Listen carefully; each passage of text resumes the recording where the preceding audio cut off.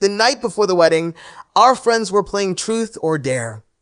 First round, my fiancé lost. The slip he drew said to kiss a bridesmaid. He looked around the room and chose my best friend.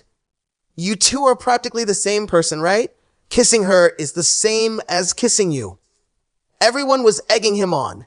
Bella Malone tried to push him away. I can't. I have a boyfriend now. Before she could finish, Ezra Stevens gripped the back of her neck and kissed her, deep and rough. Boyfriend, I thought I was the only man in your life. If you don't want me marrying her, I won't. Why would you say something like that just to hurt me? The room detonated. Silence first, then the murmuring, and every pitying glance landed on me. Ezra turned to look at me too. Don't misunderstand. I knew Bella before I ever met you. She's not the other woman.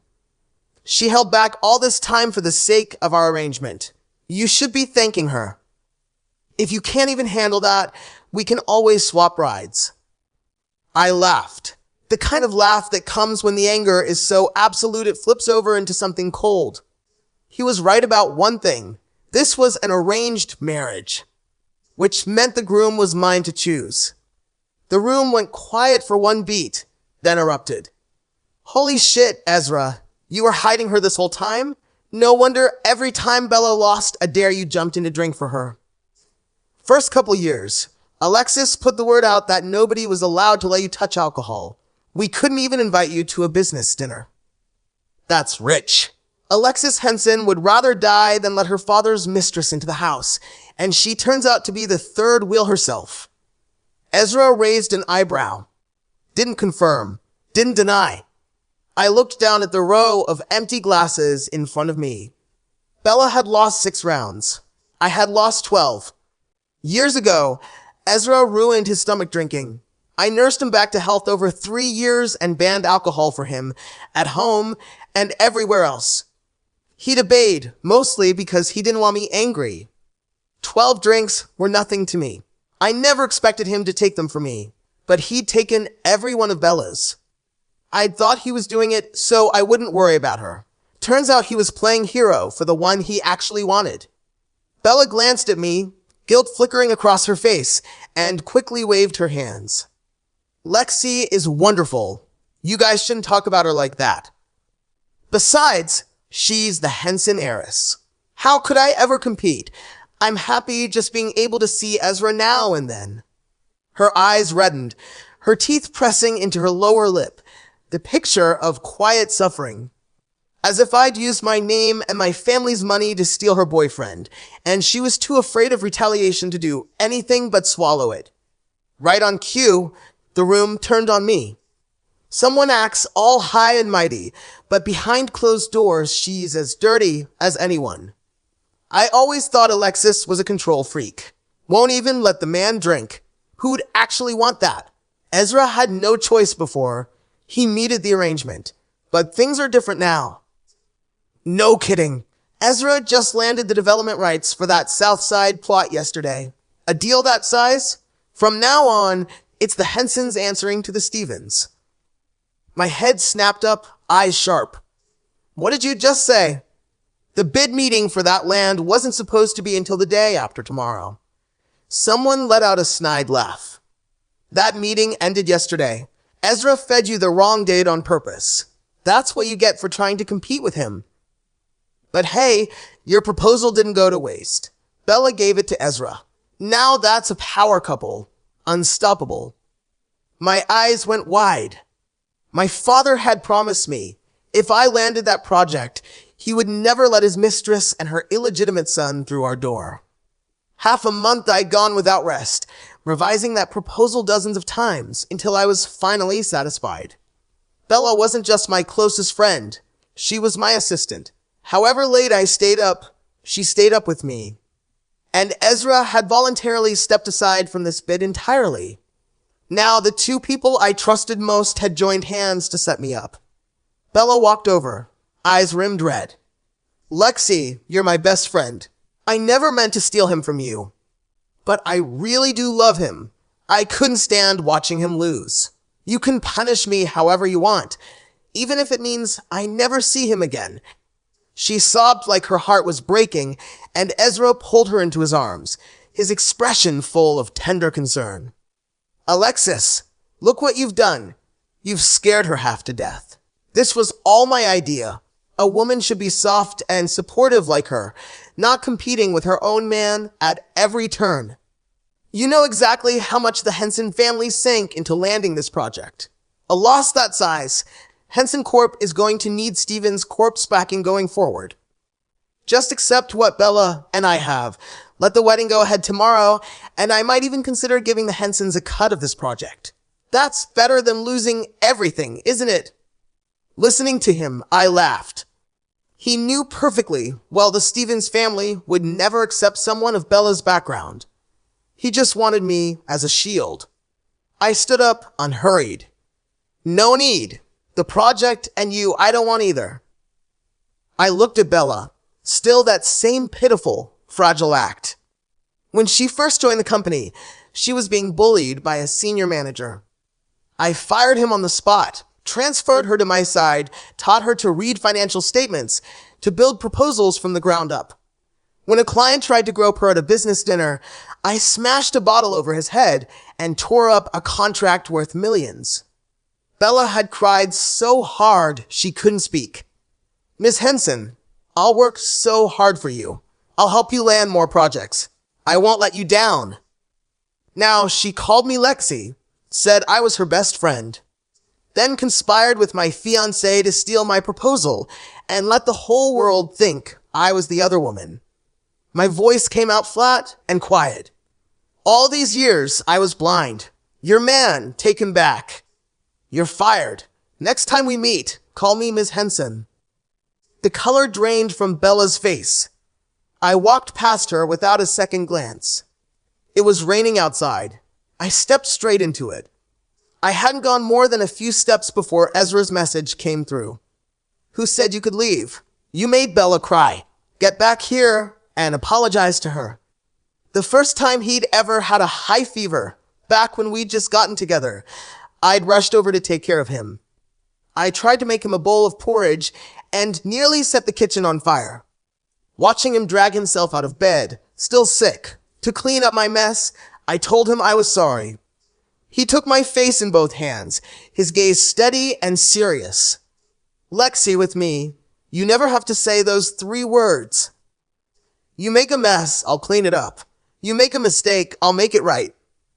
But watching you bow your head and apologize, I can't take it." And now he wanted me to apologize to his mistress. At some point, an umbrella appeared above my head. Ezra held out a handkerchief, his expression soft and helpless. "You and that stubborn streak. If you don't want to apologize, don't.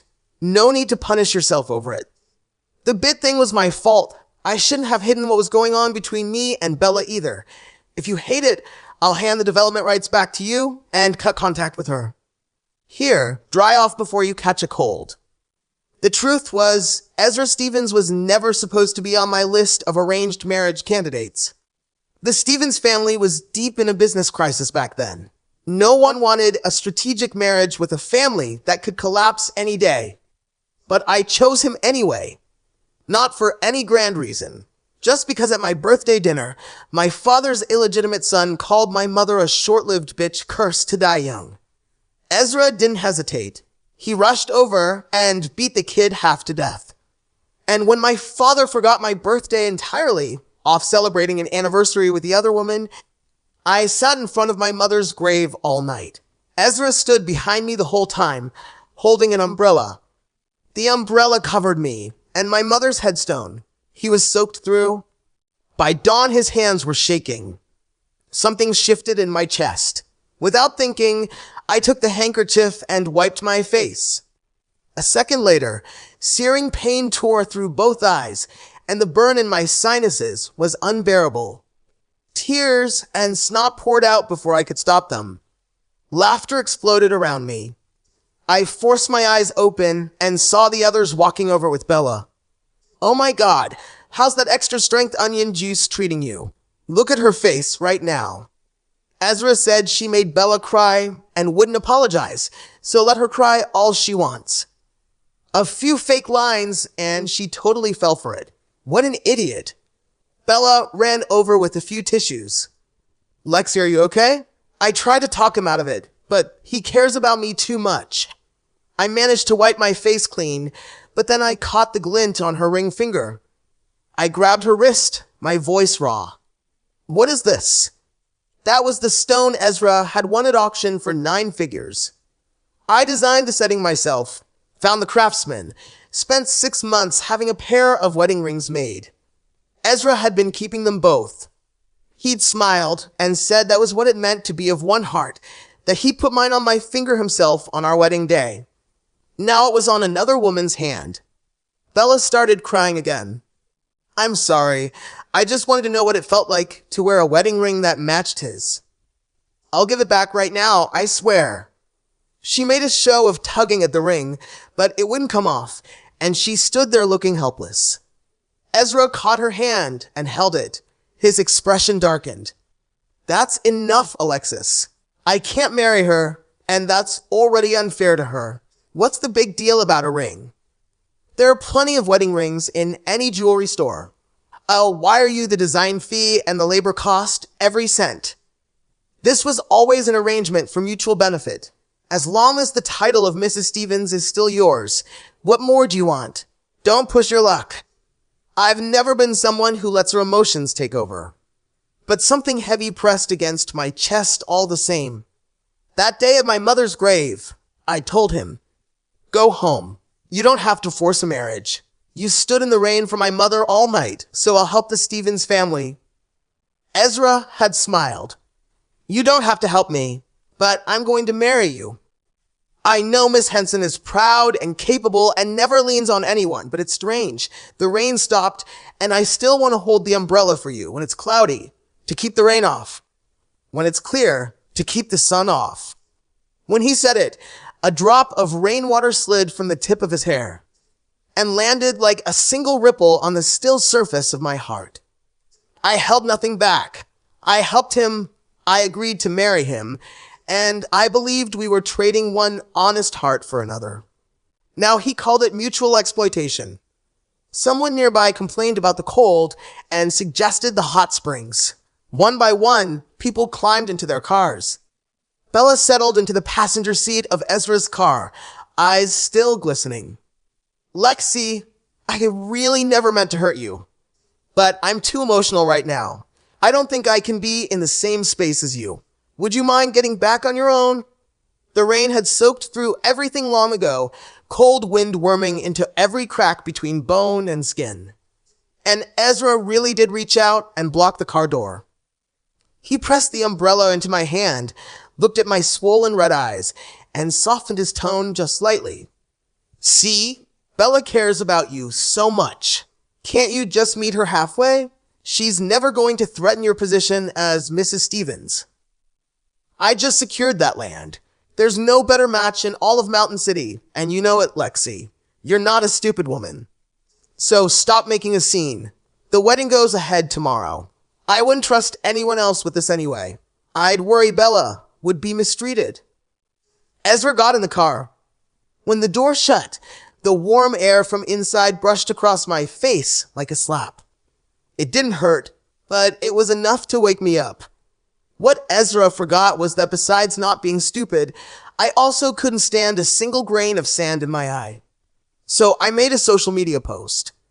I am officially announcing my breakup with Ezra Stevens and congratulating him on reuniting with his ex-girlfriend, who also happens to be my former best friend, Bella Malone. Attached was a photo of the two of them kissing in that private room. 10 seconds after I posted it, Ezra's call came in. I didn't answer. I turned off my phone. When I got back to the Henson residence, my father was sitting on the living room sofa. His mistress, Scarlett Finch, sat beside him, feeding him fruit. Their middle school-aged illegitimate son was holding a set of markers, scrawling all over the carpet my mother had bought. My fists clenched slowly. This place that had once held every good memory I shared with my mother. Ruined in the end. When she saw me, Scarlett's eyes flickered with something uneasy before she came over with exaggerated warmth, reaching for my arm. Lexi's home. You must be hungry. What do you feel like? I'll have the housekeeper make it. This woman who had stolen my mother's husband, who had driven her into depression until she threw herself off a building. Standing here now, in my mother's home, playing lady of the house. Ishobtiawe. What the hell are you? Take your bastard and get out. Scarlett stumbled back and turned to my father with wounded eyes.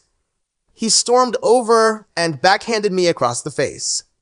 You ungrateful brat. You're the one who lost the South District development rights. Who was it that swore up and down she'd secure them? You botched it, and now you have the nerve to throw your weight around at your Aunt Scarlett and your little brother? And who gave you permission to break things off with Ezra? Our only play now is marrying into their family, so he'll throw us some scraps and we can recover our losses. What successful man doesn't have a few women on the side? Why do you have to be so difficult? You're exactly like your dead mother, stubborn to the bitter end. Delete that post right now, then go find Ezra. Get on your knees and beg him if you have to, but you bring that wedding back to me. Look at that. My own father. So cold-blooded. So mercenary. In his eyes, there was no wife, no daughter. Only profit. I pressed my tongue against the inside of my cheek where he'd hit me and let out a cold laugh. My mother only ever had one child. That foul-mouthed little bastard doesn't get to call himself my brother. You're so desperate to grovel for the Stevens family? Send your precious mistress over. Or go yourself. You're already the expert at screwing around. Why let a little thing like gender stop you? My father's face went white with rage, and his hand swung up again. Someone caught his wrist. Ezra's gaze swept to the right side of my face, and his expression darkened. Uncle, I asked you to talk to her. Who told you to hit her? Relaxed that I know that post was just Lexi blowing off steam that I'll go through with the wedding tomorrow as planned. The Henson family will get every benefit we agreed on. There's no need to make things difficult for her. Only then did my father crack a smile. He took Scarlett and the boy and headed upstairs. Does it hurt? Ezra reached for my face, but I turned away before his fingers made contact. Something flickered in his eyes. He sighed. Lexi, you're too stubborn. You really need to fix that. Do you have any idea what that social media posted? Everyone at your company is calling Bella a scheming bitch. She nearly slit her wrists. Tomorrow, at the wedding, in front of the press, you're going to publicly apologize to her. You're going to tell everyone you were jealous, that you photoshopped that picture yourself, and that you slandered her. I looked at him, almost amused. And why would I do that? Ezra's expression hardened. He leaned in close and dropped his voice. Lexi, did you really think I didn't know where you hid your mother's will? Think about it. Your father never dared bring Scarlett and her son into the house all these years. So why did he suddenly have the nerve today?